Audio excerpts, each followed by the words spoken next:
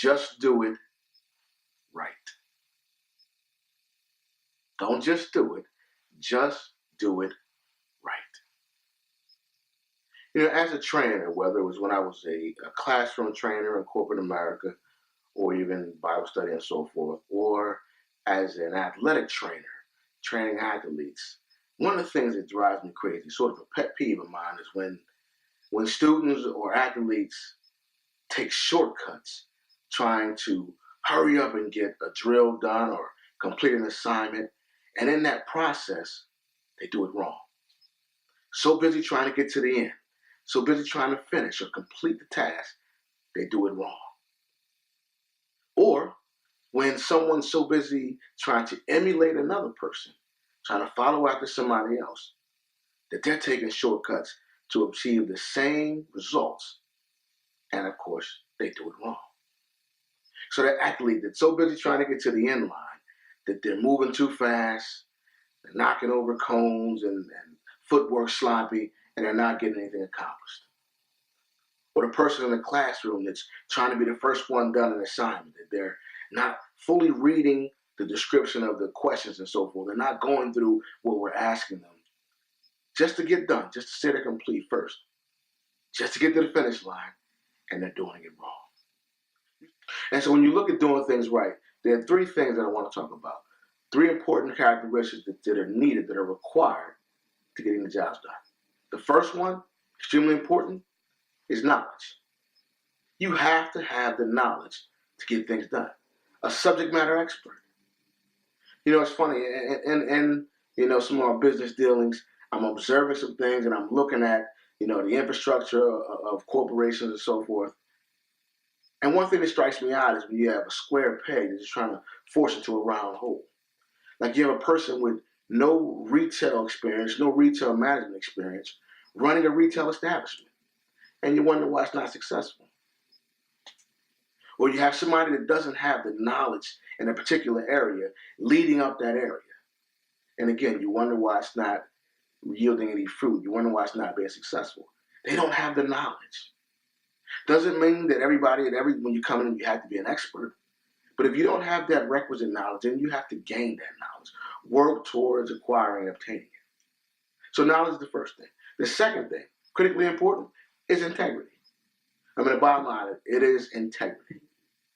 One of my clients from a web design company, Trent, has a real estate company called Integrity Real Estate. And I love his slogan. His slogan is very basic, but it's very classic. It says, in life and in business, integrity still matters. And I love that because integrity is important. If you can't stand on your word, if you can't be a person that means what you say what you mean, do what you say you're going to do, then how can anybody count on you? You lack integrity, and you won't be successful. And when you lack integrity, you know what that leads to? Cutting corners, taking shortcuts, trying to find the easy way to accomplish something instead of going through the motions, following the proper channels, and doing it right. And my last point is this. You have to be accountable. Everybody that knows me knows accountability is something that I'm big on. I talk about that from everyone to my youngest daughter, to athletes I coach, to students in my Bible study class, kids I mentor, everybody I talk to, I talk about accountability. You have to be accountable. Meaning, if you make a mistake, own up to your mistake. We have this thing where we just want to celebrate our wins, but we don't want to look at our losses. And I have to be honest, some of my biggest lessons I've learned in my life, some of the greatest lessons, some of my biggest successes have come on the heels of large failures. And the reason why the successes were able to come is because I learned from the mistakes. I was accountable and recognizing the things that I did that led to the failure.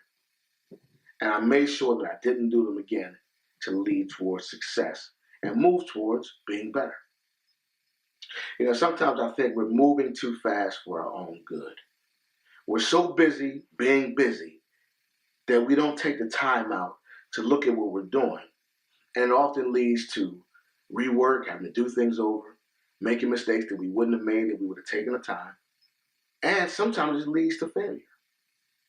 But if we take our time, if we really focus on doing things the right way, not just checking off things on our list.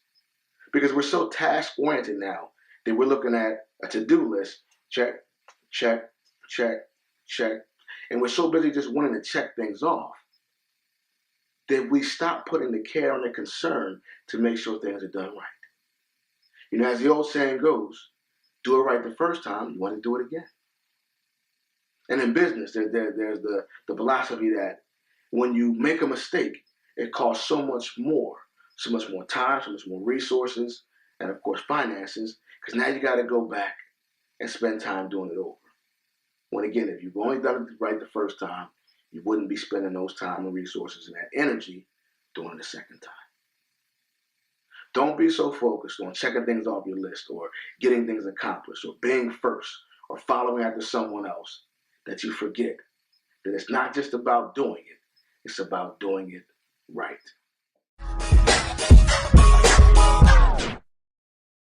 That I can have this moment to life.